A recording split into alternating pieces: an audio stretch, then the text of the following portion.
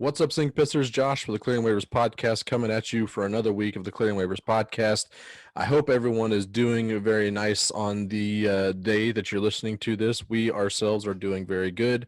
We, of course, as you can see, we have Brian and Kitty with us. No rants this week, but we will hopefully see him soon. We've got some stuff to talk about, mainly that ridiculously exciting Chiefs win in the AFC Divisional Round playoffs. We'll kind of break that down a little bit per usual, as long as some other fun things, and then get shenanigans. But before we do that, I want to check in with the co-host. Brian, how was your week since we saw you last? Good. I survived the heart attack on Sunday like you were talking about, so just glad to be here. It was a weird, almost unfamiliar feeling. I don't think I had it last year as much when the Chiefs were down by 20 plus points to the Titans and the Texans. I had a way different feeling this time around, but it still wasn't like a panic feeling like I would have been 10 years ago. Oh, yeah, that was the bottom fell out of your stomach when you saw Mahomes go down and go to the locker room, and you're just begging them to grind that win out. But that 12-point lead, just hold on to it for dear life. Yeah. And then you worry about the long term as the back of your mind as well. So Yep. That's a bridge to burn later on. That's future me can deal with that. Kitty, how was your week? Stress-free. My team wasn't anywhere near these games, so Good. Able to watch as a casual fan and just enjoy everyone else's misery at times. So it's good times. I'm happy for you. That was it's a real curse that we have to deal with here. Yeah, it's rough having a good team. You got too many Very rough. You got extra stressful games you don't need in your life. True story. It's a real burden we're gonna have to bear for a little bit, I think. But that way. Yep. Well, let's get into it. Let's get in starting with clearing the waivers here. The biggest stories of the week, we're clearing the waivers. You know what? We got 3 hosts. We're going with long versions tonight. We're just doing it, pulling out all the stops when it comes to the segment theme songs. But let's get to the main topic we kind of talked about. Chiefs beat the Browns 22-17 in the AFC Divisional Round. Chiefs move on to the AFC Championship game against the Buffalo Bills. They'll be hosting them. I believe it's a Sunday 5:30 kickoff. Is that right? It's at the late game, yeah. 5:40. I think it's the late game, but it's always a weird time in these conference championships. I know it's like 2 and 3 or 2 and 5 or something like that. But check your local listings if you haven't already. But you probably have heard the stat before, but we're going to say it again because it's so ridiculously impressive and surprising. Is in that this is the first time in AFC history that one team, one franchise has hosted 3 straight conference championship games, which is quite a feat in and of itself, but it's just wild to think that it's the Patriots during their run never did that 3 times in a row. Probably appeared in like 7 in a row, but just didn't host 3 in a row apparently. But the only team that ever do that in the NFL were the Philadelphia Eagles, led by Coach Andy Reid. So Andy Reid alone on that mountaintop, weird feat, but congratulations to Mr. Reid. But let's do what we usually do. Standout, starting with Brian. What's the standout for you? I'm gonna say Patrick Mahomes is the standout from this. It's obviously, we're going to get to that a little bit afterwards, but what is the other standout to you in this game? Well, let's just start off. We talked about that sick feeling we had when he went down. I felt a little extra pressure because we had our week 17 takeaways, and one of my takeaways was if we needed Henny to play a quarter for this team, he could kind of get us through it. And when you open your big fat mouth like that and your team's life is on the line in the playoffs, you feel a little extra heat. So I was puckered a little bit tighter, I think, than everyone else. But I even stopped you in the middle of that take too. I was like, no, don't say this completely. And I may have saved us. I may have saved us all. Well, I don't believe in the jinx aspect. I was more worried about being totally wrong about Henny because I thought when Henny would come in the game, he wouldn't throw this desperation shot to the end zone that could be easily picked off by a defender. I just didn't see him making a throw like that, and by God, he did it. The situation wasn't even desperate. Nope. It was like a 2nd and 8 from the 25-yard line, and he just airmailed it. Now, I will say, Andy Reid after the game said that was completely on him. Yeah. We did see, I believe it was right after we saw the half-second Tyreek Hill pushing Greg Lewis on the sideline that supposedly was a joke and all that stuff. I think the very next play coming out of that, they threw a jump ball to Tyreek Hill. Yes. Like, get him the ball immediately. He's open. Get him the ball. I wonder if it was kind of one of those situations where we think this guy's going to beat this guy by a lot. Just toss it up and let him run underneath it. So I'll give him the pass on that because he threw some absolute money balls to hold on to that game. That ball across the middle to Kelsey when they absolutely had to have it was money. Threw the swing passes out to Daryl Williams right on target. Obviously, the fourth down balls of brass steel, big old balls on Andy Reid to call that play. Yep. Well, it did seem like that. They did mention it as well, that it was probably the easiest pass that Chad Henne has ever thrown in a game in his life. But I can tell you from experience, sometimes the easiest throws are you just overthink them so much. So many times you just throw that right into the guy's legs. It is so easy to do. But man, he put it on the money and they sealed up the victory. But back to your point, standouts. I think the number one standout, game ball, defense, Tyrann Mathieu. I've given him a lot of shit for his unwillingness to make a tackle through the regular season. And I have now kind of come to the conclusion that during the regular season, he's making what we call business decisions on those tackles where he's trying to hug a guy to the ground because, my God, he was everywhere on Sunday. He was breaking up shit in the backfield. He was all over the place making plays. It's 7 total tackles. That tackle for loss where he knifed through 2 blockers. Yeah. I mean, my God, that was beautiful. I just love to watch him play when he's going balls to the wall. He truly is exciting. And I mean, I've always been a huge fan of Tyrann Mathieu. I've always been probably the highest of him on the podcast, but it was a special thing to see the landlord out there actually doing a little bit of everything, even when it doesn't show up on the scoreboard. I mean, the big highlight that's getting run around the internet right now is him cutting the outside in a blitz on a run and cutting the outside completely off and getting destroyed by a pulling guard, I think it was, maybe even a right tackle. And then the linebackers came up and snuffed it for another tackle for a loss. But I mean, it's just little things like that. I think I see Frank Clark do that a lot that he doesn't get credit for.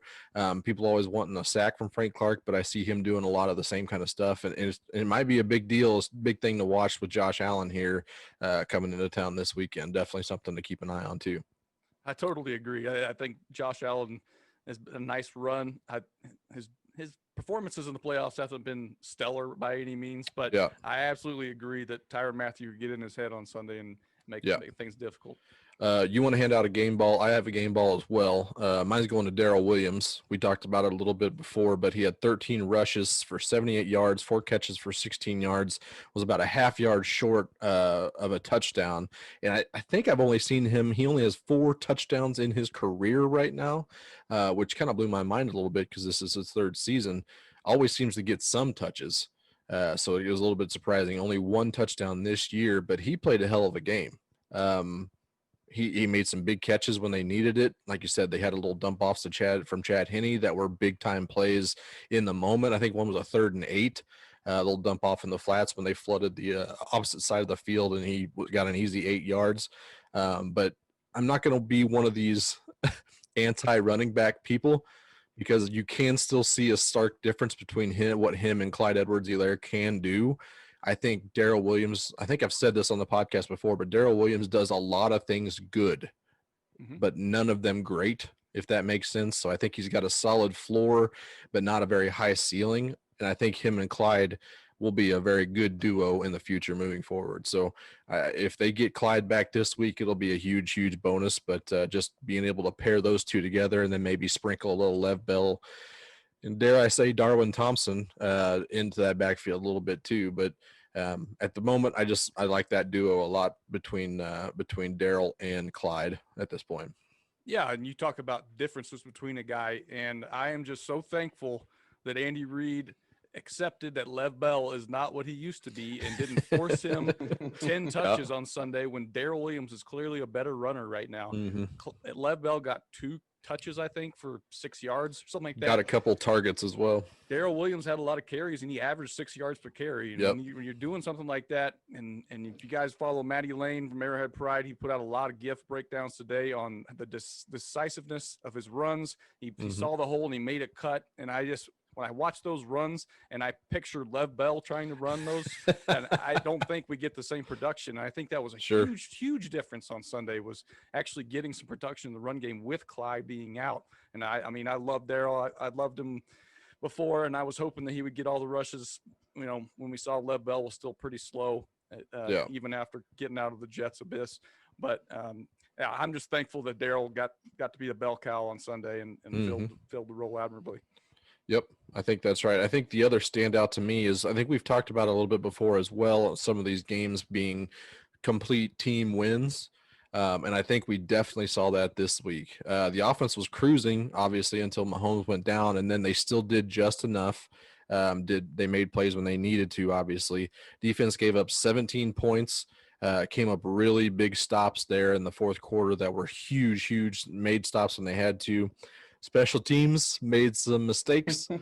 I think I saw Pat McAfee was maybe defending Butker a little bit, maybe speculating a little bit that the laces were still moving a little bit when he got the kick. I can confirm, I did go back and look at the big field goal miss after the interception, and them laces were not a moving in that one. That was just straight up missed. But he still made a 50-yarder, the first 50-yarder in Arrowhead playoff history, which is also very surprising. But that one was good from 65 pretty easily. Very windy day, so I'll give Butker the benefit of the doubt. But I think the big one here is the coaching. I think this win primarily sits upon the coaching on their shoulders. There's plenty of games where they get out coached, they lose the game more or less, but I think Spags had a great defensive plan, limited the Cleveland running game to 18 rushing yards in the first half, and 112 total in the game. And considering that's what that's where their money was, especially in the playoffs, and you're able to limit the Kareem Hunt Nick Chubb duo to just 112 yards, I think that's huge. So shout out to Spags, and obviously Andy Reid and EB calling a great offensive game as well, going for it multiple times on fourth down, including that huge game winner that I went back and watched today. It was just so funny to hear Romo be like, okay, so here's what they're going to do. They're going to have some motion. They're going to do some hard counts, and then they're going to call timeout. Oh, yeah. Oh! It's just really funny to hear. And Romo's usually spot on with all this. And I think that's even adds a little bit more special variable to this, is that the fact that everybody knew what was coming except Andy Reid was the only one who actually knew what was coming. Everybody else seemed to know exactly. They're going to hard count, try to get a false start, try to end this game that way. They stayed home. Nothing was wrong. They did a lot of motions, did some hard counts. Didn't matter. They still snapped that ball and pick up that first down for the win. It was just even that much more sweet. So I think this was a very all-around game, and definitely an A+ game for the coaching staff. Right, and that fourth down play, they snapped it, I think, with 4 or 5 seconds on the play clock too, which is to me another advantage you can do as an offense, because all these teams expect you to hard count, so they're kind of also waiting around until that 2-3 second mark where now they're going to try something. You snap that thing at 4 or 5, they weren't ready. Tyreek just I'm better than you, and if you make any kind of move inside when I do that fake jab step, you're gone. And perfect throw by Henny, just easily first down conversion with that, knowing it was man-to-man coverage. So just a great play. So that my standout after I ripped on coaches last week for their fourth down decisions. Here's Andy Reid coming through for me with making the right ones. That's right. Yeah. We've said in the past, Andy Reid is a sink pisser, I think, because has to be. Yeah. I mean, at this point, he's got some brass balls on him. Maybe grew a little bit bigger after listening to Clearing Waivers podcast. Trash him for a little bit. You can tie into, I think, with the coaching call there. We were missing Sammy Watkins, and we all know last year there was a thing called Playoff Sammy, and he just kind of steps up. And I think part of that is due to playoff defenses kind of drop some of their stubbornness, and they try to game plan to take away our top 2 weapons, which are Tyreek and Travis, obviously. So I think the coaches go into that saying, okay, we're going to have to get a 3rd or 4th guy to make plays down the stretch for us, because they won't be able to make all the plays for us. And when you're already losing Clyde, you're down Sammy. I felt like they did a good job scheming up touches for McCole Hardman. Yep. That made some big differences. He's got some chunk plays for this offense. I think that was a big credit to the coaches because they're not going to just rely on him to say, trust him to run his routes and get his chunks through that. They're actually scheming up plays. And anytime you've got him running in that jet motion, him or Tyreek back there, it makes that defense just pause for that half second that creates a seam for Daryl or somebody else. So credit to the coaches. There was one where Tyreek did his jet motion and then he reversed it like he often does. And then he reverses it again. They snap the ball and they just hand off Daryl Williams for 3 yards. This is like, holy hell. the type of cardiovascular shape that these guys are in, especially Tyreek Hill, is very impressive. But yeah, it was very, and I think I did see that they are expecting Clyde Edwards-Helaire there this weekend. I think I haven't heard anything about Sammy Watkins, but it was a hamstring, so God knows when he'll be around. But I mean, who needs them? We got DeMarcus Robinson, Byron Pringle. They were lighting up Tyreek Hill in the background or the backfield a lot too. So they're going to do what they need to do to scheme up for whatever they need to get some touches to their playmakers. We mentioned that the Bills coming into town on Sunday.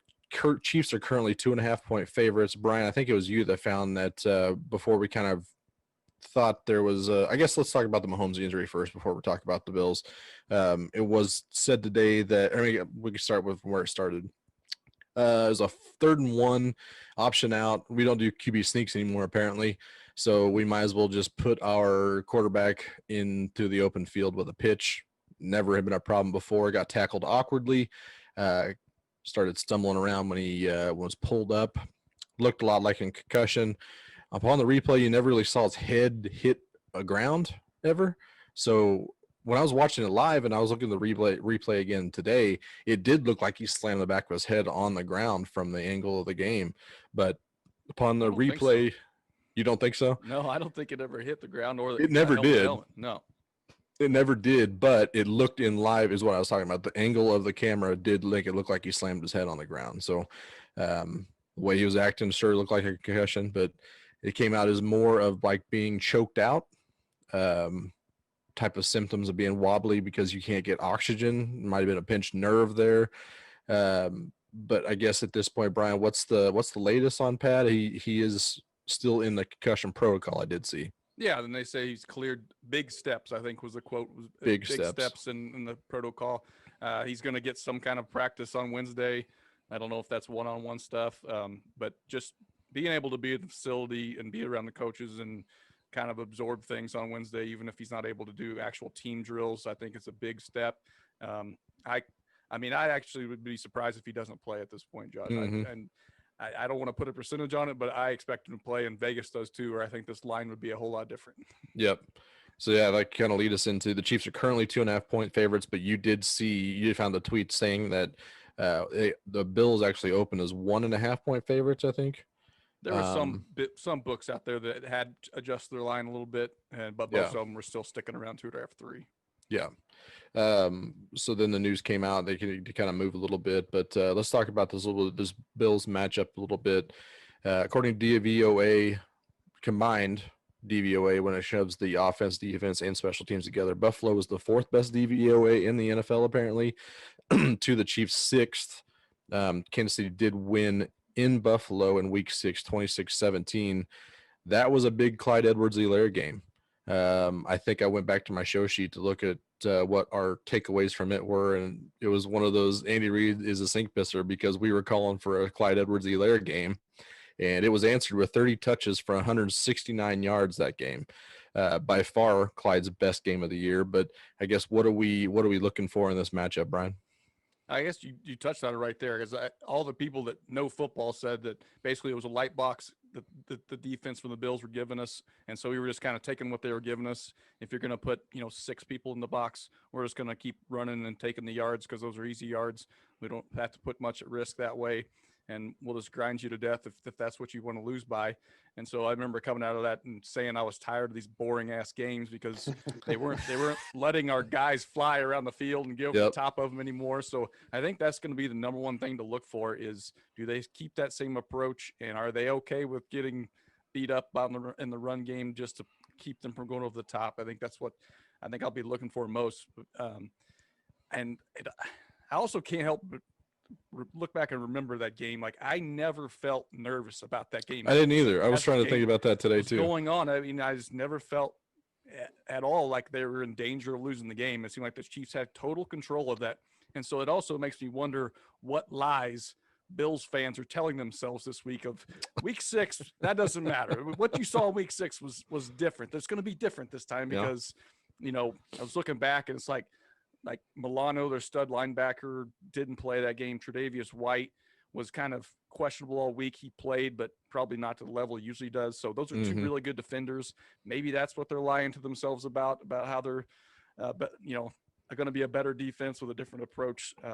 Because I mean, going into this, I'm probably way more confident than I need to be about this game because Vegas is only making it a 3-point or less spread, and I just feel pretty good about the odds. And I saw actually on ESPN they have the FPI, Football Power Index or whatever, and they say that the Chiefs have a 61% chance to win with Mahomes and a 32% chance to win with Henne.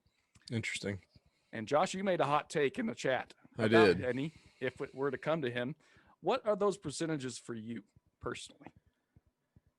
Probably 40. I was thinking about this today, actually, this morning, because I was wondering if I wanted to throw this out there. considering my best bet record, I'm scared of any takes that are in the Chiefs' favor. But depending on what you think here, I was kind of thinking 40% Chiefs led by Chad Henne. And then I went back and watched the replay of the offense, how it looked with Chad Henne at the helm. I think there were 3 drives, and only 2 of them finished out. One was the interception, one was the missed field goal. Yeah, I would probably put it at 45% in Chiefs winning that. So I still think it's, you know, not probable, but doable. Okay. So our mother asked us coming into this Sunday game, what are our percentages with, let's say, with Mahomes? Where are you at? Where's your confidence level percentage-wise? 86%. Wow. That's up Nice. there. All right. Where's yours? I like it. I think I'm in the 70s somewhere with Mahomes. Okay. I think I'm just thinking back to that game. I think if they play 10 times, I think the Chiefs are going to win at least 7 of those games. So give me 70. And I think that 32% without Mahomes is probably about right. There are some hot takes out there in the internet right now that saying Chad Henne would win.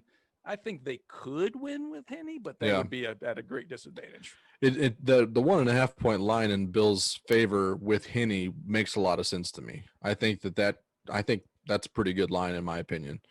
I'm not a bookmaker, so take that for what that's worth. But I think that there is a pretty good chance that the Chiefs actually are in that game and could pull off a win. I think it mostly relies on that running game. If Clyde is healthy, they could definitely do it.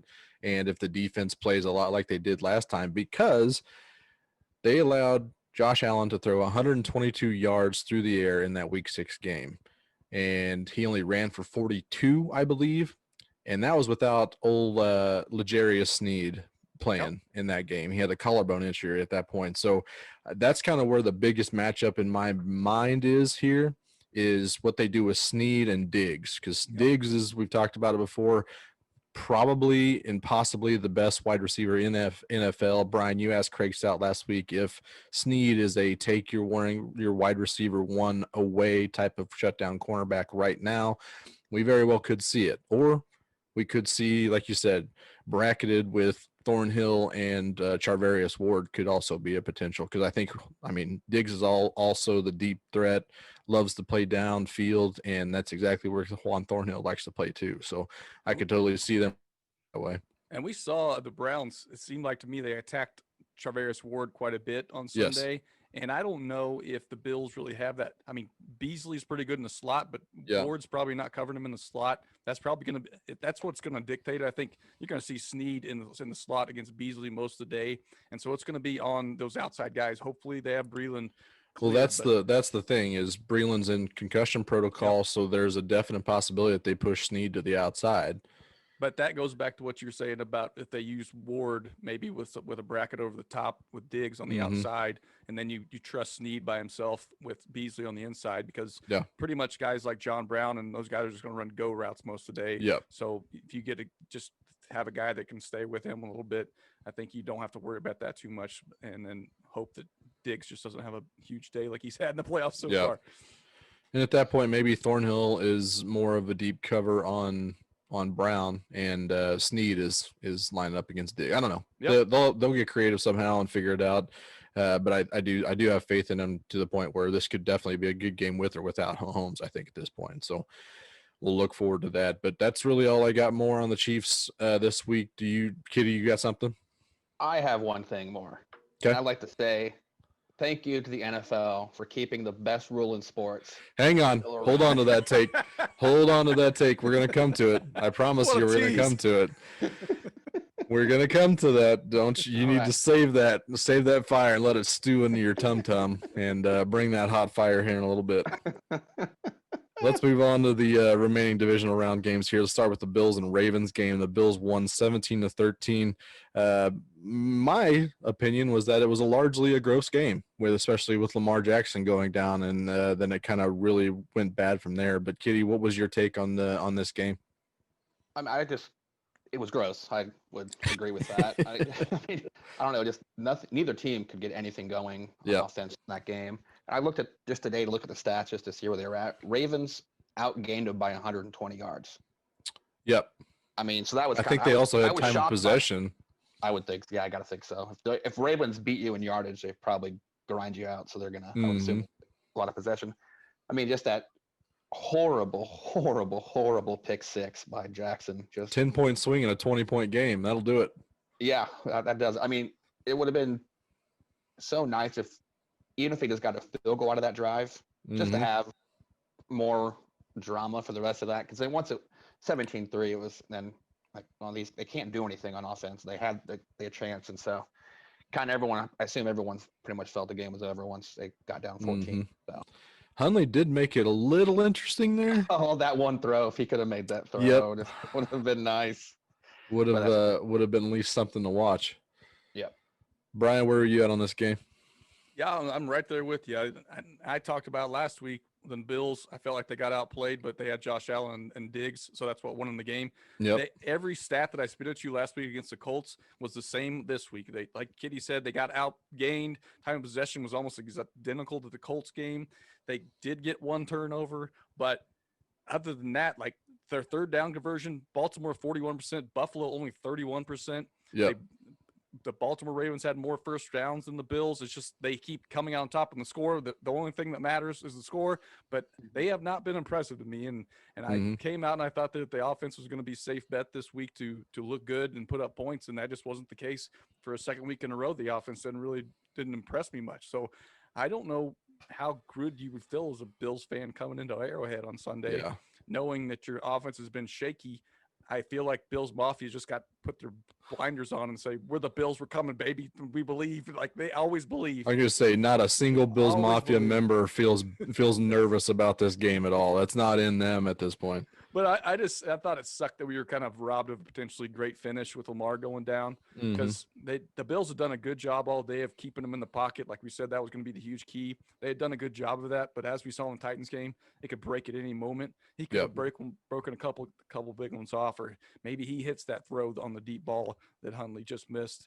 And we're talking about a different ball game here. So I feel like the Bills have been fortunate to be where they are, even though they've been a great team all year and they've been graded as a great team all year. But it's not an unstoppable force by any matter. Absolutely. It is interesting. They did beat, I think, Brian, you were talking about in the right before we got into the playoffs that the Colts are kind of one of the teams that scares you. I was talking about the Ravens being a team that could potentially scare me, and the Bills beat both of them, and both kind of in a weird spot because we didn't think they would be able to put up points against the Colts defense. We thought that the game against the Ravens was going to be more of a barn burner, and it was the exact opposite on both ends. So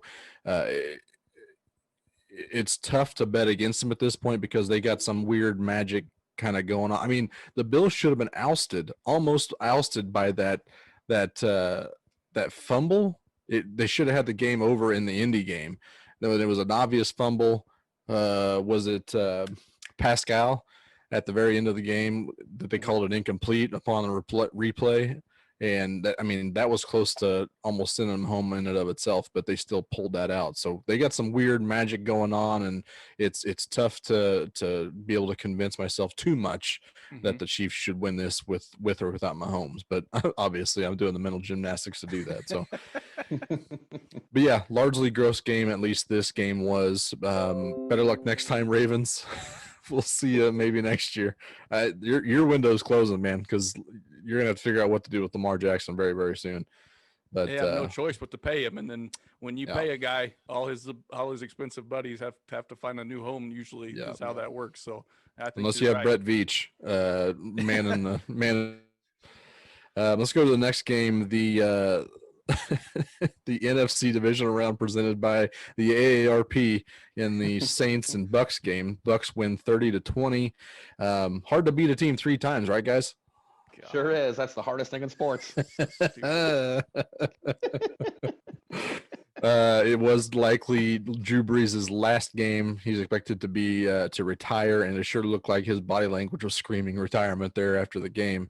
And it was probably his worst game of this year. So he had a absolute great career, no doubt Hall of Famer. But it's probably time to hang him up. Kitty, where are you at on this Bucks and Saints game? Yeah, I mean, while watching it, I was after the Chiefs game, so I was into my cups a little bit, but felt like the Saints had control of it all up until that Jared Cook fumble. Jared Cook fumble. Up 7 and driving, Cook gets the pass and then gets stripped from it, and then all of a sudden, Saints offense just didn't do anything the rest of the game after that. Deflated. Yep. Done. Very surprising, especially since they were still up 7 when that happened. Yes. Sure, the Bucks take it back and get points, and you're in a tie ball game, but man, that just rough. I was looking something today, and it was basically for the Saints and the Ravens, just how bad they were, both teams on 2nd and 3rd and long. Like obvious pass downs, and they just couldn't either team could get it done when they expect you to pass. When they throw on 1st down, they looked a lot better, but yeah, as soon as the defense could key on either making Lamar Jackson throw or making apparently Drew Brees throw at this point in his career. Yeah, that's what you want anymore. That's what you want if you're playing apparently against the Saints so this year. Yep. You wanted Drew Brees to be throwing a lot 3rd and long plays. So makes sense. The disappointing end to a great career, but he's got the rings. He's all right. And I mean, how many guys go out on top? Not many. Not many people go out with the blaze of glory with a ring or at least one hell of a final game to hang your hat on.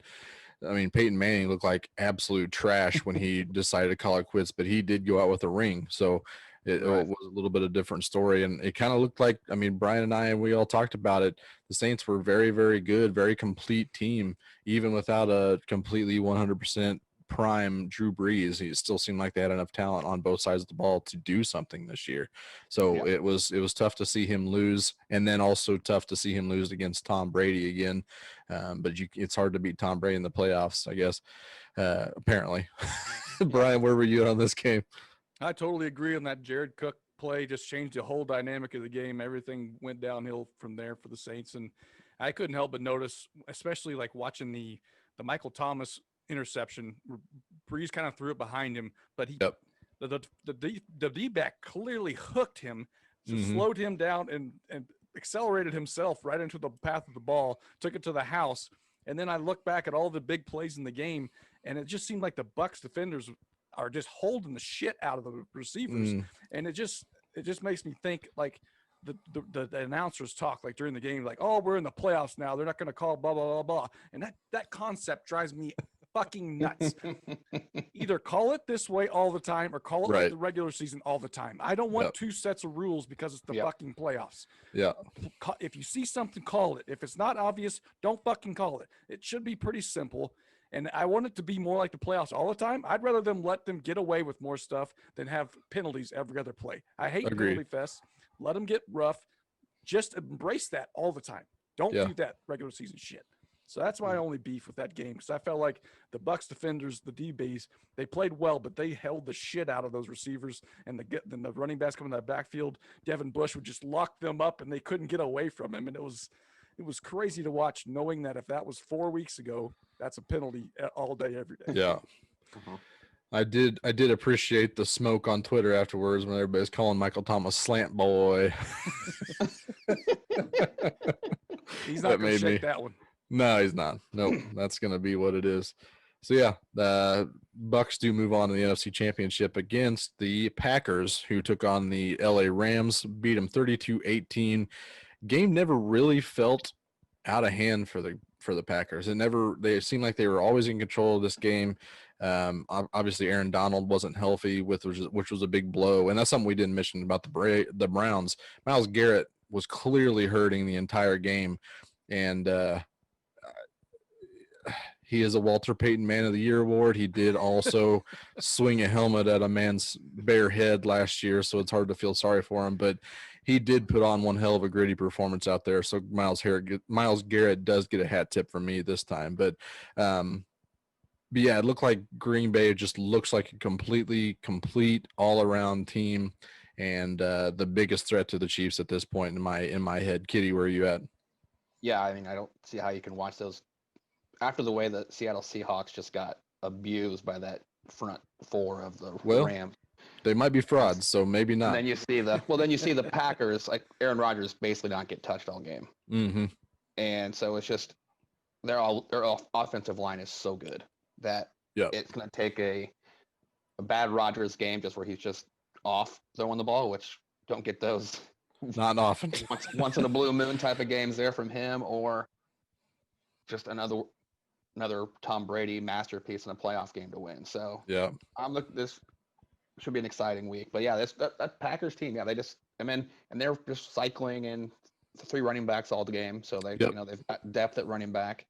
It seemed like Jamal Williams was their guy near the goal line, and he looked really strong on a lot of runs there. So I mean, that's their offense with Lazard and Valdez-Scantling. They've got a lot of weapons there, and then Tanya too. Like that offense is legit. So yep, it's scary. I'm even really surprised with their defense. I'm really it's a pretty solid secondary at least, especially when they play guys like Ryan Tannehill, who seem to just telegraph their pass every time they look at it. But they've played some great games as well. As a Chiefs fan going into the Buffalo game, I would still probably look to that Packers and Bucks game as a more exciting matchup to me, even though I'm a Chiefs fan that's going to watch them in the AFC Championship, obviously. But I think the better matchup is that Bucks and Packers game. I'm really interested to see how that goes. Brian, what do you think? I totally agree, and I expect that game to be a shootout because I think the Packers offense is humming right now, and they're humming it at anything they want to do. Like Kitty said, all 3 running backs are getting gas yards, and then of course, if anytime they need to pass the ball, they've got 5 or 6 seconds for one of the greatest quarterbacks ever to find a guy. So that offense is scary as hell right now. I'm not as convinced on their defense as a whole. I think Tom Brady's going to be able to find some issues with it, having all those weapons that he has at his disposal. Yeah. So I think it's going to be a high-scoring game, a lot of fireworks. I totally agree with you. I think that's going to end up being the more exciting game when it's all said and done on Sunday. But just super impressed by the Packers so far. The Rams, that's the number 1 defense in the league this year, and they didn't have a problem with them at all. Not a problem. That's pretty scary to think about going into that game. And I kind of said going into the last weekend that I felt like the Saints and the Packers were probably the toughest matchups for the Chiefs over anybody left in the playoffs. And luckily, one of them has to knock the other one out before. We only got to worry about one of them potentially. Just one of them. Take care of business this week, and then we worry about that then. But the Packers and the Bucks look like a real problem right now. Yep. Very interesting to see how that goes. Luckily, we get to share our angst and just let it stew for 3 whole hours while we watch a barn burner in the NFC Championship game. That'll be real fun Saturday or Sunday afternoon. I'm probably not going to be even remotely inebriated at that point, so we'll see how that goes. You might want to record that game. Yep, that'll definitely get recorded and then maybe erased after that. We'll see how it goes. But we're getting to the new segment that we've only unraveled one time, kind of a transition between the Clearing the Waivers and the Shenanigans, called Who Asked You? So you replied to my tweet on one hot take, and I'm like, who asked you? Shout out to Rigby again for another great theme song on that round. But Everybody's favorite segment, Who Asked You, where we intercept some questions meant for other people, and we're going to answering them ourselves. So first one we're going to roll with is from @Ann Rogers, who is the new MLB beat writer for the Kansas City Royals. Jeffrey Flanagan, shout out. He actually had a well-deserved retirement this year. Ann Rogers is going to be her replacement. She introduced herself to Twitter today, and she asked a question. Royals fans, I'm excited to cover your favorite team. Let me know what stories you're into, what you're excited about, all that. I'm ready to hit the ground running. Also, I'm pumped to eat some great barbecue. So give me your best local restaurants, coffee shops, etc. So we're going to intercept both those questions. Each one of us give one answer for each of them. Brian, we'll start with you. What's your answer? What's your story that you're looking for, and what is your recommended restaurant? All right, story. I think the biggest is with the bullet is how they're going to implement this young pitching as the year goes along, and how it starts off at the beginning of the year. Interesting quotes from Dayton Moore so far this offseason have been he is going to look at the veterans to quote unquote lead off for this young guys. I don't know quite what that means yet. Does that mean maybe a 6-man rotation? We know there are innings limits involved, not only because they're young guys, but because last year was kind of such a short season and some of the minor league guys never saw live at bats. So how do they work in a guy like Lynch, which they said looked great in camp last year? Does that mean he starts off with the big league club? They've got a lot of options, a lot of good young options. I hate seeing those bullets. Like I said, I hate seeing live bullets wasted in minor leagues. If they're ready for major leagues, I want them contributing to the team. Is that in the pen? Is it in rotation? What's the plan? So that's my number one story. Sure. I feel like if you're coming to KC, you want to do something that every Kansas Citian loves, a nice brunch on the plaza. Check out Classic Cup. Serving up roastery coffee, local coffee, delicious. And when things turn to normal around here, you might see a visiting baseball player coming in there for brunches. I've seen before, because the team hotel that they usually stay out's pretty close by, and that's really the only good place to eat brunch around there. So you might see Joe Mauer sitting across the table. I was gonna say, like I've only been there twice, and one of those times we saw Joe Mauer there, so I was pretty excited about that myself. Yep. So check out Classic Cup. Okay, Kitty, what's your storyline you're looking for in the restaurant you're recommending to Ann? My royal story is, are they really going to have Michael Taylor play every day? Is that really the idea? Because that's awful. I need answers now. What is going on with this outfield? Who's going to play every day? Where are the at-bats coming from? Are we going to waste them on absolute trash hitters or not? Well, we could still add a left-handed batter too. That's true. She could ask that probably a little more couth than I gave my response there. So built a little more goodwill with the team than calling current players on the roster trash. Right.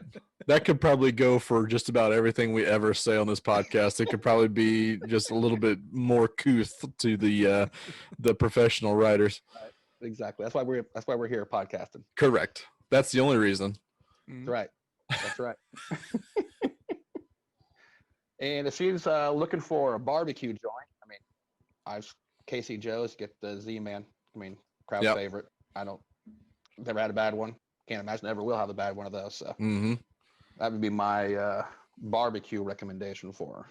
Very nice. Plus one. Yep, I'm in there too. That's always the go-to for anybody coming to Kansas City asking for a barbecue. That's where we're going every time. My story is a lot like Brian's.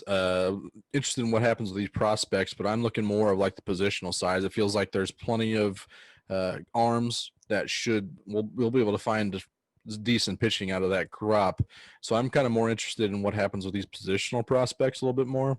Bobby Witt Jr. seems like a can't miss. People are comping him to Tulowitzki, which sounds super fun, but I mean, is he going to third base? Is he going to second base? Is he going to push Mondesi from shortstop? I mean, Flanny even talked about putting him in center field potentially. So on top of that, I mean, are Prado, Melendez, Matias, are they all taking a step forward? Or are they coming back into relevancy?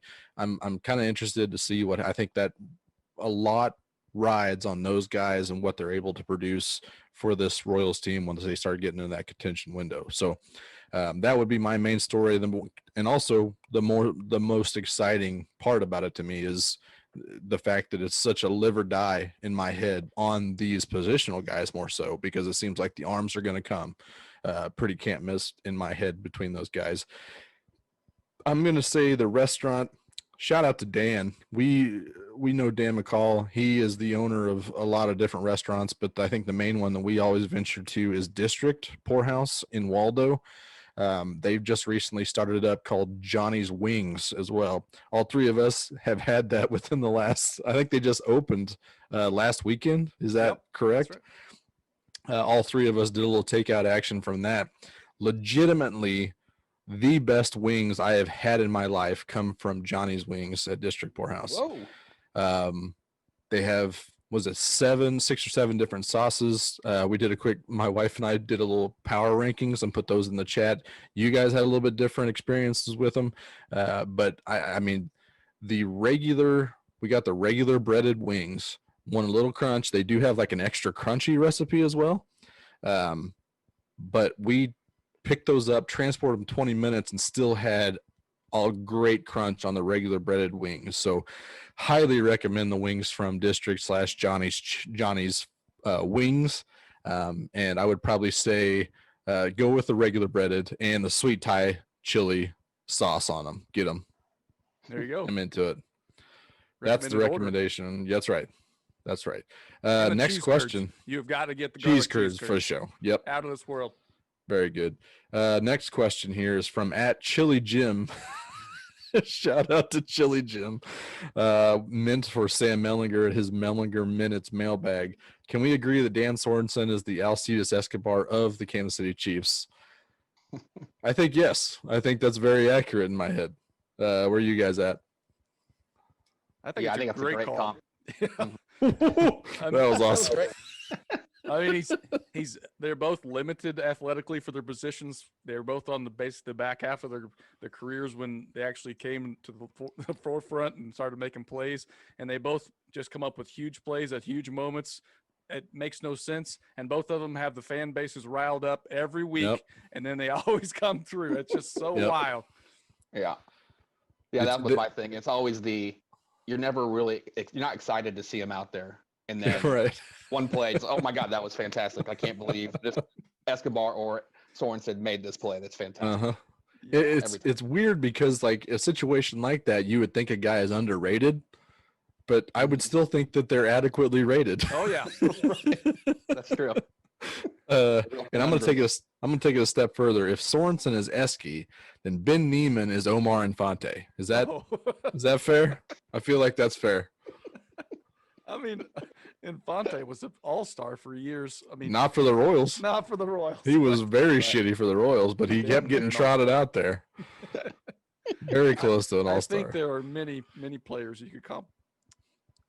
Some Chris Getz comes to mind, maybe. Alex Rios. Yeah. Aoki. Yeah. Let's not do any Aoki slander on this podcast. This is some fun highlights. Some real good gifts. Yep. Missing catches and with the ball. Twice. Catch. He got nut shots twice. Shout out to Nori Aoki. Third question here is from @Mick Schaefer. Shout out Mick Schaefer. When is Big Chip gonna realize that nobody wants Lay's original in their variety packs? Yes. Thank you. Thank you for saying it. We've all been thinking it. Absolutely. It's only good for French onion dip. That's what you have Lay's for. If you don't have the dip, you're not selling dip with those variety packs, and get them out of here. Which at this point, how is there not a French onion dip chip flavor? Everybody knows that's what's happening with those original Lay's. Why isn't there a flavor for it? I mean, is that what sour cream and onion supposed to be? See, I don't know. It makes sense, but maybe they're trying with that one. But yeah, that's a good point. I mean, the plain Lay's compared to all the other ones you got in the variety pack, it just seems to me it's like when you get the 2 lemon Starbursts and the little 2-pack for Halloween. Like, yes, you do make them. Yes, they are a flavor. They're not horrible, but compared to the other ones, they stink. Yep. It's better than a hot poke in the eye. That's right. Yeah, if you're packing your lunch and you go to that variety pack and you see the regular Lay's potato chips, 100 times out of 100, you're picking whatever else is there. Yeah, I'm picking regular Sun chips are gonna get picked over the original Lay's potato chips. You careful with your sun chips right there. Well, I mean, the regulars are not very good. You The couldn't go with, harvest like- cheddar and the garden salsa are very, very good. You couldn't go with like Fritos. I mean, that's a good point. Chili cheese Fritos stink. Whoa. Just regular Fritos. I Chili mean, cheese also Fritos that. are good. They're- Josh is just chip slander all over the place. I got- He's just coming from all sides attacking us. You come Right after after my our sun favorites. chips, I'm coming after you, boy. Let's move on here. And Kitty, this is what's teased from Cats fan 20012002 to at Cody Tap. Why should I reward you for fumbling regarding the touchback in the end zone of the Chiefs game? So I'm going to start with you here. What's the hot take for this touchback rule of Dirty Dan Sorensen saving a touchdown? It's the greatest rule in football. It's phenomenal. I can't get enough of the fumble out of the end zone. Defense gets the ball for a touchback. It's beautiful. Beautiful. If the defense recovers the ball in the end zone, it's a touchback. That's their part of the field. So therefore, anything that goes out of bounds through their part of the field, boom, their ball. Glorious. Just glorious. That's why you don't stretch for the end zone carelessly like these guys all do nowadays. All Carelessly. these glory boys got to get their tutties. Not a care in the world that they're about to get smoked by Dan Sorensen and lose the ball out of the back of the end zone. Yep. And also, Josh, I believe you are someone a couple podcasts ago talking about favorite plays. You like those Ooh. butt pucker plays. Yeah, More of a butt pucker is there than a loose ball in the end zone. true. That's a good point. That's a fun play. I mean, you might not like the result of the play if it goes out of bounds, but the play itself is glorious. And I keep hearing people, oh, give the ball back to the offense. Give it. They do. Why? They fumbled. Screw them. You should never get a fumble back. If you fumble, you should be defensive ball every time. None of these scrums. Offense lost it. Give it There's back a to the take. defense. That's interesting. See, I would rather have that. It feels like there is a inconsistency in my head, because if you are outside the end zone and you fumble it out of bounds, Mhm. unless the defense establishes possession, you get to keep it. Neutral It's field. only in the end zone when you lose control of it, goes out of bounds, you lose possession of the ball, and that seems Right. like an inconsistency to me. You can't score a touchdown on the 30-yard line. Right. So that's why the ball is still there, because it's neutral. It's all neutral territory in the middle of the field from goal line to goal line, neutral territory. I mean, you make this Last sound person got so possession. simple. Exactly, it is. You That's make why this it's a great sound rule. Brian, where are you at on this rule? It's not the worst rule in sports. I've got it. What is? If that's not it, what is? I've got it second worst, only to hitters being able to get on first after they strike out on a wild pitch. Much like it, you did nothing to earn that base. You look Yeah. like a fool. You got beat. You probably swung at a ball in the dirt. Why do you get fucking first base? That's Yeah. my worst rule. Second worst, way too much of a punishment for fumbling it through the end zone. I feel like I can be sold on not giving it back to the offense. I don't want you to give it to the defense at the 20-yard line, though. If you do like that, Yeah. you got to earn your way back out of that shithole that offense just put you in. They were stretching for the goal line, and you got lucky. You got to take it from the one now. Causing Or fumbles the is a skill. hash. Causing fumbles is a very glorious skill that a lot of people have, like peanut tilling. But again, how many times have we seen guys like on breakaways? The defense doesn't have anything to do with it. They just drop the ball early and it just rolls out. Like the defense did nothing to earn that ball That back. guy should be punished by more than just a touchback. That's a true glory boy. You bench him for the rest of the game. Yep. Targeting, you're out. That's right. I could also get on board with, like, there's some speculation of doing, like, moving it back to the 20-yard line. Offense keeps the ball, but they lose it down. I could kind of get on board with that too. There's interesting ideas out there. I think if you're going to give the ball back to the offense, I mean, you've got to, wherever they started the down from, 15 yards back of that, and a loss to down. Yeah. And I think offenses would take it. At the moment, they would absolutely take No, that. 'cause definitely. They Yeah, didn't lose the ball. Instead of losing the ball. So, I mean, if you want to give it back to the offense, you've got to punish the offense in some way. Right. Can't just you fumbled at the ball at the 1 yard line, so the ball's yours at the 1. No, That's can't be doing that. okay. Can't Get be doing back that. in there. Exactly. These are professional athletes. Right. You fumbled, you screwed up, you blew it for your team. You blew it. They're not looking for a participation trophy. Exactly. I would bet Higgins is probably fine with getting a participation trophy after that, but we'll see. Maybe. That's tough. Maybe we'll send him one in the mail. See if it comes back or not. See what happens. That's right. So yeah, that's the Who Asked You segment for the week. Appreciate all those questions asked, even though you didn't ask us. We'll look forward to your questions in the future, probably, because I mean, at this point, you're probably a sink pisser. But let's move on to shenanigans here. We've got the Waiver Watch Wating Game coming up. Waiver Watch Waiting Game. Waiver Watch Waiting Game. Waiver Watch Waiting Game. Waiver Watch Waiting Game. Like I said, we've got time for the whole shebang and bang this week. So all these theme songs getting the full play. But we got the Waiver Watch Waiting Game. We've got 4 TV shows or movies with a common theme that we've got. We're going to try to guess the critic score on Rotten Tomatoes. The theme this week I've picked out is in tribute to the King, Andy Reid, and his ginormous balls. So the movies and TV shows are going to be about or have inside them some sort of huge balls. So I'm going to have Kitty go first with your movie. Kitty, what is your huge balls movie or TV? I mean, the show? first one I looked up didn't have any critics review, so that was a little disappointing. I Yeah, that's tough. Cannonball with the Miz and Yeah. Roxy on there, and Wow. the new version of whatever. So I went back to one of my favorites. I mean, it's a decent sized ball, and I went with Kingpin, Mhm. Okay. and I think the big balls on that one would be Woody Harrelson bowling with a rubber hand. Yeah. Yeah. I take some brass ones right there. So Plus, he gets in a stones. lot of sticky situations that require some brass balls. He does. He's constantly. I mean, he's a bit of a Munson, if you will. So Sure. it's I bound feel to like happen. have we done Kingpin on this before? That's what I don't know. It Well- sounds familiar, but we just talk about a ton of movies. So I don't Yeah, know. we do. But God knows we wouldn't remember the number even if we did. Yeah. Anything No chance I remember what it was. right.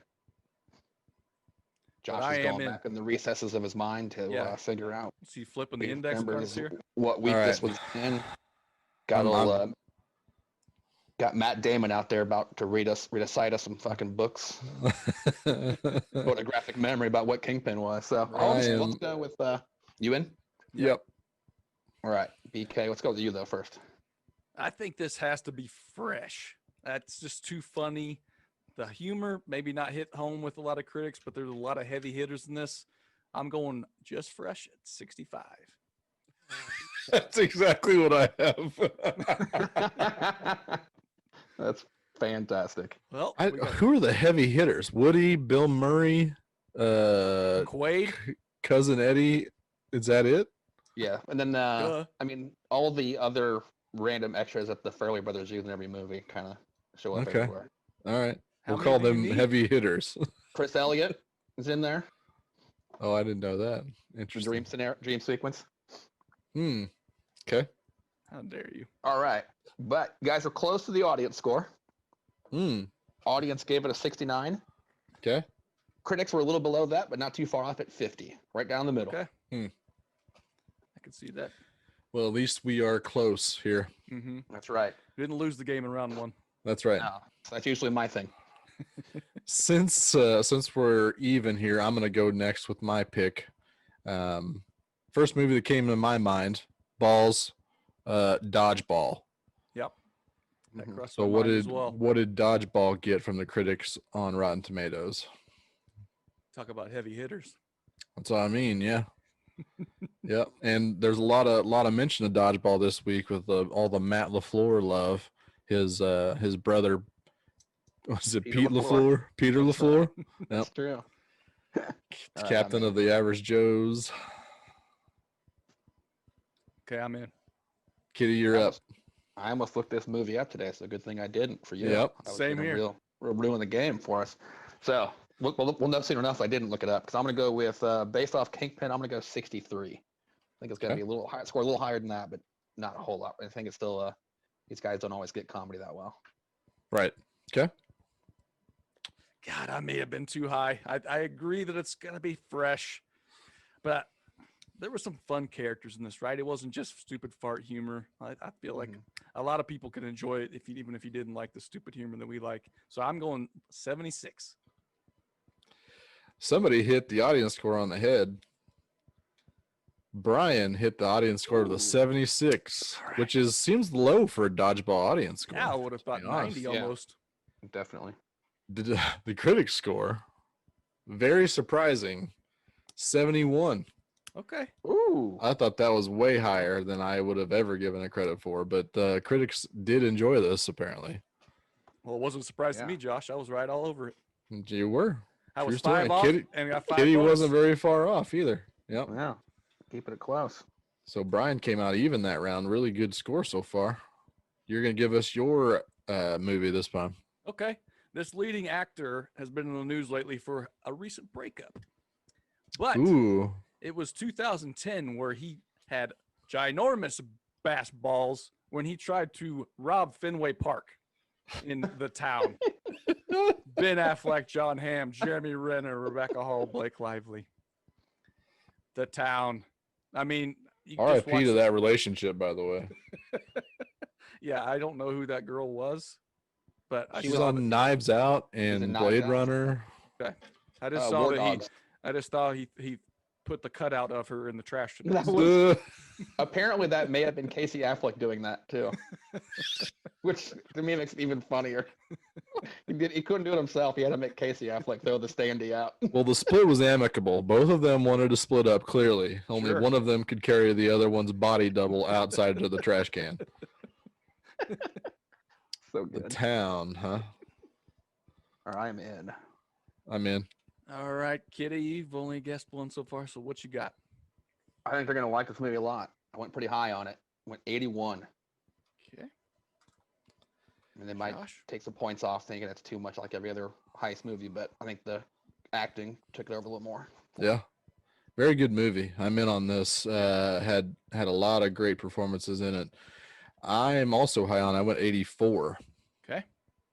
I mean, I think my worst part of this movie for me was not being able to understand anything Blake Lively said. But,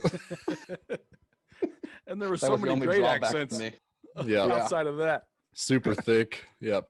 I was like, what is she saying? Where's Have- the subtitles? She's just slurring her words. Very good performance from Blake Lively. You had the florist with the super Irish accent. Mhm. Awesome Yep. accent. Clipping flowers. Did Piven have that Boston accent? I can't remember. Probably had somewhat of one, right? Renner? Oh, that's what I meant. Yeah. Jeremy Renner. Yeah, a Yeah, little he bit of one. The That singer. was- The singer. Yeah, the not singer, not the actor. That's who we're talking about. All right, you guys were along the right train of thought here. You just didn't go enough. Ooh. Critics, 92%. Wow. Mm. Josh just misses the audience with an 85. He had an 84. Oh, that's close. Son of a bee. Son of a bee sting. We got a tight ball game here going into Yes, we do. round 4. And I came up with a random here, and I don't know the answer to it. I do have the Rotten Tomatoes pulled up here. But speaking of balls, I mean, maybe the best balls movie of all time, in my opinion, is Spaceballs. Oh, yeah. Mel Brooks. First DVD I ever owned was Oh, very good. Spaceballs. This number could be anywhere. It very well could be anything. That movie should have shown up on your rom-com list last week.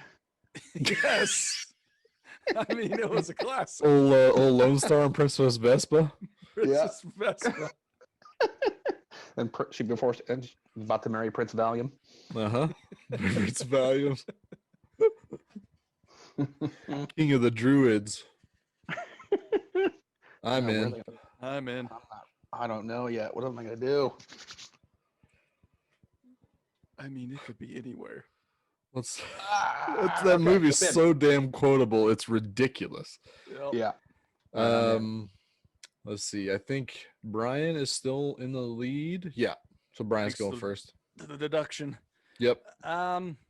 I think it's hard to watch this movie and not enjoy it, even if you're a fart sniffer, I feel like you could appreciate some of these jokes because they were just so ridiculous. Yeah. I think they love Mel Brooks. I'm still gonna be a little timid with 74. It should be higher, but I'm gonna hedge my bets here. You may have messed that up. We'll see. Yep. Kitty. I went above that. I went basically in the town range, and I went with 83. I think this is they don't really. It's not it's not a gross out humor movie where critics really start to give a lot of more negative reviews. So I think they're gonna be really high on this, like you said, Mel Brooks. Although they might be a little disappointed it's not as good as some of his other movies because it's not this movie for Mel Brooks. Blah blah blah. So they did have an alien pop out of that guy's belly. That's what I was gonna say. Hello, That's my baby. you said Hello, gross my out. darling. my darling, Yeah. hell on a ragtime, yeah. Michigan J. Frogs, it's so good. Well, I'm glad this is all panning out. I went higher than that, and I'm doubled down on an 88. Let's go. Excellent. Let's see what we got here. I got the Google pulled up. Drum roll. Spaceballs audience score 83. Kitty. Boom. 5-point deduction. Critic score 55. Whoa. What a bunch of haters, man. Oh my God, I cannot believe that. Wow. So Brian's pulling this week off with a 34, Kitty's at a 42, and I am at a 56. Probably one of the better rounds we've ever done, but Yeah. Yeah. 55% for 55. Spaceballs is bonkers. That It's is dumb. I'm shocked. That cannot be a thing. I'm angry. I'm angry at that. Do you want to try to re-Google it? That's right. You got the wrong version. Is there a Spaceballs 2 you pulled up on accident? Oh God, if there's a Spaceballs too. Oh no. So Brian is the winner. Kitty gets second, and I am bringing up the rear at third for the Shenanigan, the waiver wire draft. So let's get into that. Watch a waiver wire. What will the first ever be? I'm so glad we get that guitar riff on the longer version. I'm proud of Summer for figuring that out on his own. That's You good just blew out stuff. some eardrums for sure. I think I did, but it's totally worth it. For Creed, I'd do anything. Waiver wire draft this week is dog breeds. Our favorite dog breeds Right. coming in hot this week. So it'll go Brian, then Kitty, then myself on the turn. So Brian, go ahead and lead us off here. Well, I just want to say off the jump, I asked Josh for a clarification on mutts being a breed or not, because we all know mutts are the kings. Support your local shelters. Go get a mutt because they're the best. They're the healthiest, and I love them. But we're going to rule out the mutts for this exercise. I'm going to do Kitty a favor and leave him what he wants. Much I appreciated. wouldn't have done that. I know you wouldn't, Josh. I was going to tear that right from his fingers. I also have a qualifier. These guys may pick it, but I will never pick a mini in a draft like this because when you take a cute dog and make it smaller, that's like fishing with dynamite. I'm not calling that minis. A real dog breed purist here. That's right. Apparently so. Real I dog didn't realize. Schlansky. I mean, you make any of these dogs minis and they're going to be even more adorable. So I just can't Sure. do it. I got to stay It's cheating pure. the system. Stay pure. I'm going to take the Alpha, best dog in the world, Labrador Retriever. Every time. Maybe the cutest puppy that can be made is a Labrador Retriever. They're smart. They're loyal. Great family dogs. You can always count on them. I love a Labrador Retriever. Yep. Very good pick. I think that's pretty high on everybody's boards pretty easily. It's like the apple pie of dogs. It's like you can't go wrong. You set it out there and you never have to worry about it. It's going to be enjoyable. Is there a certain coloring? I mean, I like golden or the blacks or the browns. Really, The browns are nice too. The chocolate lab Chocolate puppies labbies. are ridiculous. Yeah. Yep. So cute. It's tough to beat Labradors, but we're gonna try to do that with our picks. Kitty, what is that pick that we all wanted? Everyone loves a stumpy legged little dog. So I've got to take those corgis. God, they are hilarious. Oh, they're just those legs are so short. They got the giant ears. Giant ears. Yep. I mean, I need to really just find out what kind of farm has some around here, so I can just go watch the corgi just Yeah. herd sheep all day. It'd just be phenomenal. Instead of the run of the bulls, it's the Herding it's a the run of sheep. the run of the corgis. One Yeah, of the corgis. Yeah, my brother and his family just got one recently too, so nice. can't wait so I can finally travel up to Boston and meet their dog, meet the new family member. So yeah, hi Barry, hi Yulia. Get out of my way. Where's your dog? Yeah, I didn't come here for you. I came here to see the dog. Dog one. I guess I'll say hi to the kids too. So. Uh-huh. And they're very high on puppy cute rankings too. Oh yes. Oh very yeah. much so. Especially when their ears are still maybe sometimes flopping over just that little bit before they've Yeah. fully stood up. Yep. Ridiculous. I do miss Corgi Fridays from you. Oh yeah, that was always fun. Just sending I out could- random internet photo of a corgi. Uh-huh.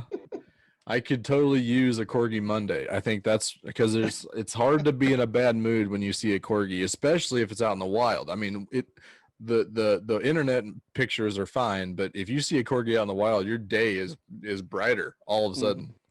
Most definitely. Corgis. I guess I'll be quiet for now. Okay. I don't want to say any other picks. All right. I don't want to say anything, so we can wait till later. My first pick is also the apple pie of dog breeds. Very close and very similar to the Labrador Retriever is the Golden Retriever. Okay. And if you are an Airbud fan, the Golden Receiver. I was hoping you're gonna say I was about to say touchdown. Yep, Airbud. touchdown, Airbud. There's like 75 of those movies. Gold Airbud, shout out. We are a pro Airbud pod. I think he died like 3 years ago, by the way. I don't know why I needed. Net worth. I didn't need to throw that in there. That's a good point. Who gets to inherit that? Airbud Jr.? Airbud net worth. Airbud will and testament. Apparently, Who's his power of attorney. there is a dispute about it. Oh God. Perfect. It's like Nick Swartzen over here leaving all his money to the cat. Right.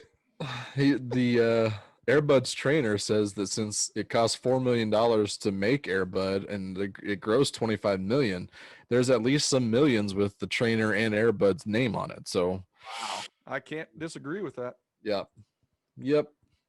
But I mean, just golden retrievers. We have a golden retriever. She's a great dog. Very all-American apple pie type of dog. Very smart, very even-tempered, very rambunctious at times, but always very even-tempered. So golden retriever is the top of my list for sure. Oh yeah, that's a good one. My second pick, I think I got to go with the Beagle. Always a great size. If you can, they always got that thing going on, which is both awesome party trick, but also can get quite annoying on the day after the party. So, but even though they're still, I contend that they are the cutest puppy.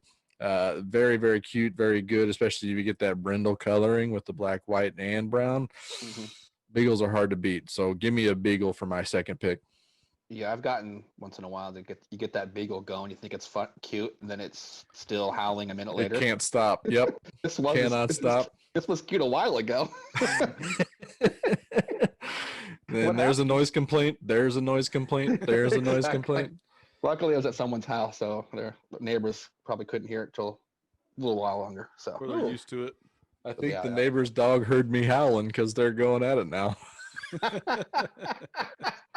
I like that. That's good work. You have to pick more howling dogs now. Yep. Coonhound, Basset Hound, my next two picks, and here goes my howls. Kitty, what's your second pick? I'm going to take one out of just sheer volume of internet videos alone as well, and I'm taking the Husky. Yes. Yep. Just Good one. those, they seem like they just like to talk to their owner quite a bit. Oh yeah. And Like just the parrots videos at of this point. like just videos of the dog just yelling at the owner to do something, and the owner's like, "What do you want me to do?" you. Yeah, just starts doing like on the bed, just rolling around, doing crazy stuff. So I mean, just there's a ton of videos, I should say, that out on Instagram or anywhere else, and just type in Husky and have a fun loop that rabbit hole for an hour or two. Yep. I mean, it holds a special place in our heart with Balto on this episode. Yep. Oh, that's Balto and true. Togo. Togo is the real one. Togo is the real one. Balto is a fraud. Balto's a fraud and a half. The Josh Allen of snow dogs. No, I'm not going to say that. Go on. Let's move on. Brian. Oh, Brian, what's your God. second pick? Hashtag Bills Mafia. I'm going to go small dog next. I got my big Labrador Retriever, and I'm going Dachshund.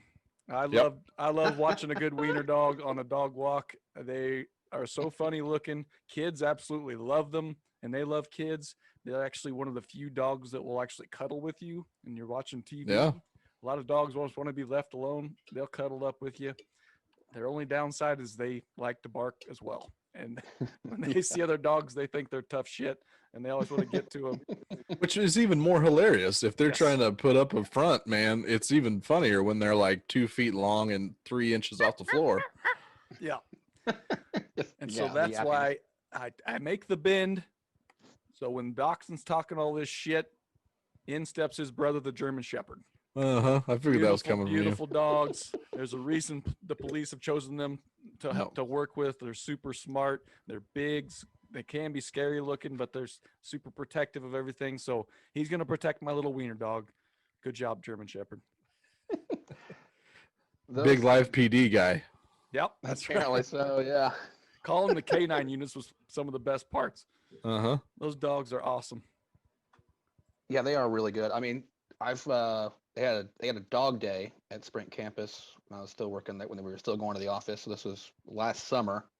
Oh, what a great day this was. Everyone bringing their dogs to work and going and hanging out in the quad area and just petting dogs for 45 minutes to an hour. It's great stuff. The German Shepherd was out there. Just looks impressive. Don't they do that? Was that like a morale booster thing? Because I think I've heard like therapy dogs being shipped into like hospitals and stuff.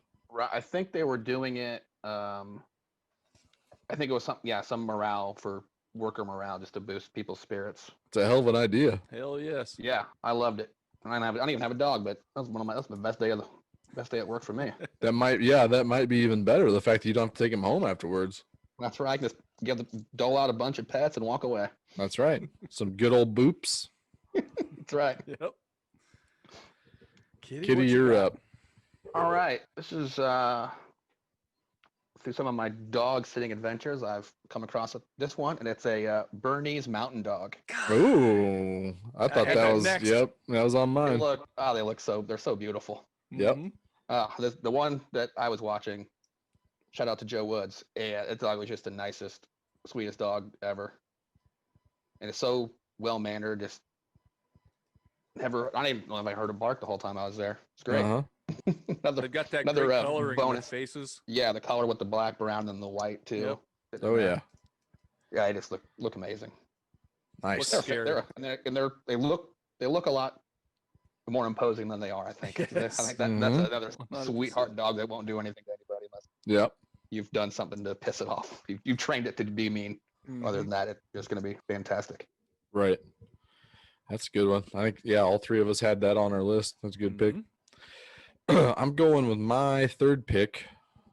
Is a bit sentimental because I had one very similar to a Beagle, but give me a Puggle, because those little fellas and ladies they got the best of both worlds. They got a little bit of an adorable little that they have with the pug in them, but they also have that awesome little howl that they have from the Beagles. And what's that sound like, Josh? No, the Beagle part. Let me open the window. Hold on. You're welcome, neighbor. Yep. Get them going. But I think they're the perfect size. They do cuddle with you as well. One of the few breeds that do as well. But I do miss my Puggle. But he was a great boy. But Puggles in general are just great. I think they're great. Yep, good pick. I know you said no mutts, or I guess mutts, but Puggles are a mutt. It's a registered breed. Yeah, right. It's one of those where kind of designer dogs are a little bit above the mutt range. Yeah, you know exactly what that dog is made up of. When I say mutt, they're guessing what the hell's in that dog. Yeah.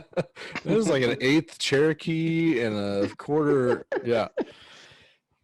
Always some kind of pit bull in there. Yes, They or a like terrier. it. There's definitely a terrier because there's like 70,000 different terriers in the world. Mm-hmm. Definitely. My final pick is going to be the dog that we all wanted as a kid. And it might depend on your generation because Lassie was a great dog, but it's not a border collie. I was not interested in having a border collie. I was interested in having a Dalmatian because those things were the prettiest dogs that I had ever seen. They're like a zebra, only they're dog form and they're a little bit different pattern. But I mean, it's just as beautiful as a fur. So give me a Dalmatian. I'm totally there with you. Fire Until dogs. I found out that their temperament is not great with They are not great. Yeah. kids. It's like, damn. Yeah, that's the drawback of that dog is it's a bit of a jerk apparently. I have an a-hole. As a kid, you're growing up like, these dogs got to be the best. They're going to be my number one pick. And Yep. then you Right. learn reality about them. That family had 101 of them. This dog works at the fire station. Okay, Yeah. this dog's awesome. Yep. Must be the best dog in the world then. Exactly. How could it not be? Why would they pick anything less? That's right. So yeah, I am still taking Dalmatians regardless. Yep. Kitty, So, like- final pick. I'm gonna go with the Samoyed. Just another good looking, just a furry, fluffy white dog. What's The it called? What? Like Toto? Samoyed. You'll know it when you see it. Oh, Okay. Just that yeah, I have big, seen these. fluff ball of white. Looks hilarious. That's a fluffy dog right there. That is a fluffy dog, and he's Little so big. happy. It's kind of like they a do look really happy all the time. it's a long-legged, white-haired corgi. Makes so much sense now. A little bigger than that, but still great. I mean, that's a dog you kind of want to let it run around the snow and enjoy itself. And Yep. I'm basically picking a bunch of cold weather dogs. I should apparently get a little farther north. Yeah, Sure. sure. Here's the. I'm going to share my screen here. Here's the Samoyed. Mm-hmm. Very nice. That puppy's so cute. Very interesting. Okay. Yours do stick straight up, don't they? Hot Yeah, damn, got a seriously. curly tail on them. Yep. Good looking dog. Not too shabby. They are very cute. Brian, what's your final pick? Oh, I'm gonna go final pick. I'm gonna go ugly cute. I've always loved bulldogs, even though I've never Yep. had one. When I see a bulldog, I just want to pet it like crazy. They're usually breathing loudly and they kind of walk bow-legged. But like, I love like shots of Georgia football games where they have a live bulldog Oh, yeah. mascot there and stuff, and like they're always just chilling out. It's got my kind of temperament where it's just hanging out. It's never looking for trouble. It's never too hyped up. It's just kind of chill. That's my kind of dog. Uh Unless a And- wide receiver from the other team scores a touchdown. huh. Get a little feisty. That's right. Almost got his D's and B's. I had English Bulldog. Also, low key, one of the cuter puppies as well. Mm-hmm. Oh yeah, I just saw the Ola Iced Tea and Cocoa. She just had a litter. Uh huh. Seen them on Twitter a little bit. So, yeah, so Yep. ridiculous. I think it's a highly underrated mascot too, just in general. Yeah? Bulldogs. Yeah, definitely. Because mean- and the Bulldogs, they kind of play them up as being like, they're tough, they're mean, and you actually Mhm. see one, you're like, that dog's not mean. Yep. No, not even close. Protect your D's and B's though. Yep. Let's move on. That's a fun draft. We are a dog podcast. Cats can go to hell. Yep. Get lost. I think I'm not at all ashamed of that. So let's get on to the final shenanigan, the best bet. It's very bad. So sloppy Joe, sloppy Joe. Hey, it's a big bet. Best bet. You've done it terribly wrong. Hey, it's the best bet. Hey, it's the best bet. That's what it is. Joe, sloppy Joe. I thought because there's a taxidermy. The best bet. There's your theme song. Did I forget that that's 27 seconds long? Yes, I did. Some real bass in that. Yep. I do very much enjoy that though. Every piece of that little puzzle is a fun treat to hit. So that is the best bet. It is our worst shenanigans segment of the whole show because we're just so bad at this. But we're gonna pick a stone cold lock that is just dying to cash at this point. I'm the only one who cashed last week somehow as the Browns +10, so I'm gonna go first. Pretty easy pick. Bills +2.5. Take off for the team once again. I think I am obligated to do that. So, without further explanation and I like it. potentially putting my powers in jeopardy, I'm going to move on. Kitty, what's your best bet for this week? I'm going Packers -3.5. Okay. Yep. That O-line. I just think they're going to give him so much time. Boom. Mm-hmm. Give me the offense with Aaron Rodgers. We'll I see knew if I was in that trouble secondary last week. likes to hold. Yeah, I knew I was in trouble last week when Butker was missing extra points and field goals. And I had no chance of that team total over. When that went dead in the water. And when Mahomes started limping from the toe, Yeah. then you're like, oh no. No, bad news. Thought I could outsmart the bookies by going away from lines and going totals, team total. Okay. Yep. Oh, they'll find you. Oh, they knew where I was. They'll find you. Brian, what's your best bet for the week? I mean, this is kind of stinky cheese because I look at this total and I feel like, how does it not go over? But that Bucks Packers, we talked about fireworks. I think there's going to be fireworks. I think there's going to be a lot of points. All it's got to hit is 51. I think both these teams get in the 30s. Yeah. So I think it's an easy bet to me. And as we know, life's too short to bet the under. Bet that over and let's cheer for points. Let's go. You're never out of it. I don't hate that at all, which is probably a bad sign for all of us. Right. Probably a really I got my bad bets sign. lined up for next weekend already now. Yeah. Got Chiefs, Packers under, and the Buccaneers. All right. Well, that is the good part because I think we are going to do. Last year we did for the Super Bowl, we did all betting episode. We may do that again, maybe a little short, but also we might just throw that into Shenanigans again. But we've got some money to make because we've got some ground to cover. We've got some losses to cover, and the only way you get out of a shooting slump is you keep shooting. So we're gonna have that Super Bowl betting episode one way or the other. We'll see how it goes in the future. But that's actually going to do it for the Clearing Waivers podcast this week. We appreciate each and every one of you joining us for the week. I want to thank Brian and Kitty for joining us. Rance, we'll see you next time. But each and every one of you, come subscribe to the YouTube channel. If you like what you hear, you'll get notifications about whenever we post a new episode. Usually it's about lunchtime every Wednesday, but the audio is also there. So if you want to subscribe to the podcast, if that's more of your thing, definitely go do that as well. You can follow us on social media at Clearing Waivers. Wherever you are, join the Facebook page, the Facebook group, and you can interact with us there. But for Brian and Kitty, Rance, and myself, ta-ta for now.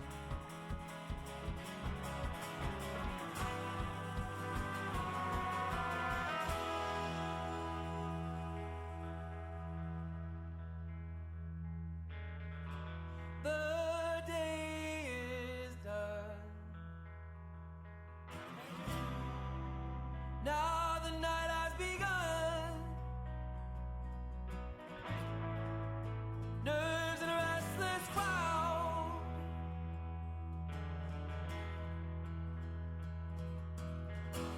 The burning sun. Now nowhere to be found. Deep underground.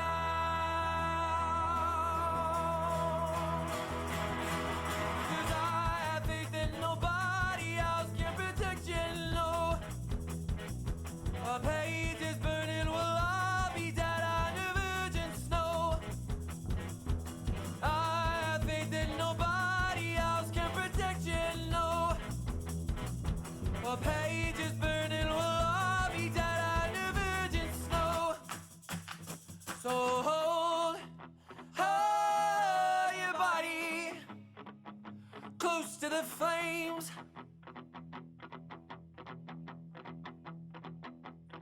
Don't go so haughty, walking away.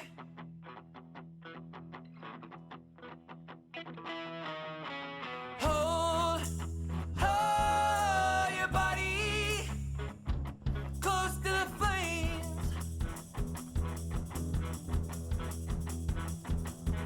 Don't go so haughty, walking away.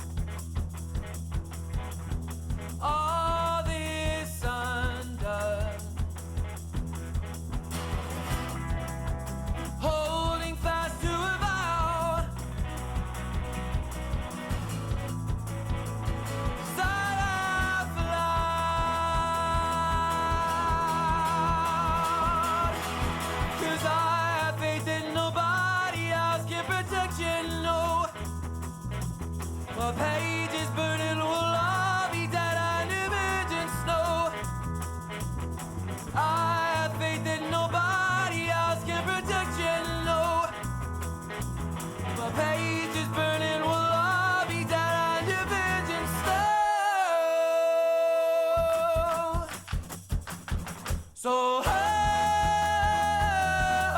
your body close to the face.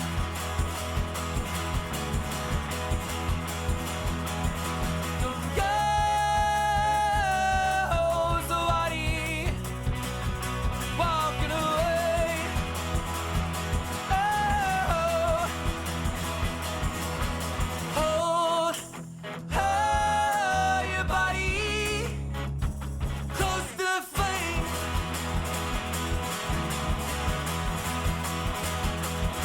Don't go somebody walking away. Oh.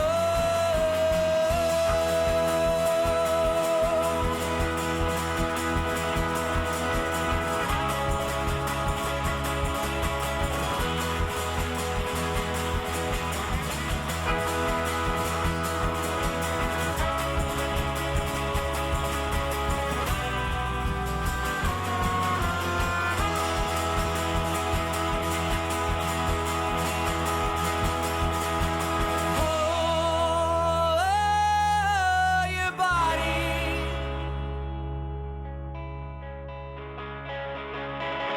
close to the flame.